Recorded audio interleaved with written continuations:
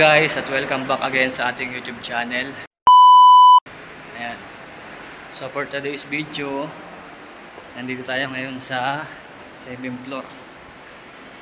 Ayan. So ito ay tinatawag na atrium.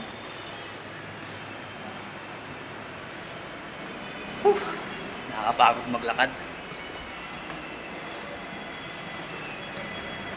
So ito yung hallway. Ayan, elevator. Ito yung pinaka-parang balcony.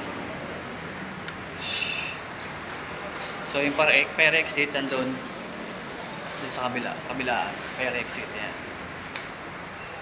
So lakad tayo. Check natin yung mga unit. Pero alam ko sarado itong mga pinto dito eh.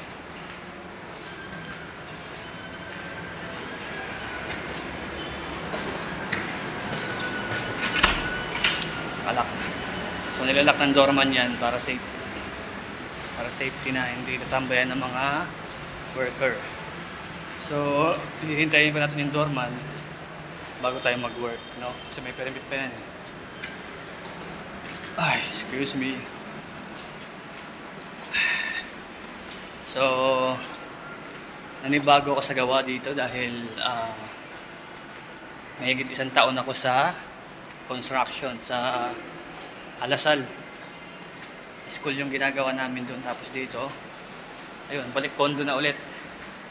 Kasi nung unang pasok ko sa Corotec is ang ginagawa namin ay condo talaga. Galing kami ng Las Piñas sa Sonora. So yan lang mga kapatid. Thanks for watching. Kung hindi ka pa nakasubscribe sa aking YouTube channel, don't forget to like and subscribe. God bless everyone.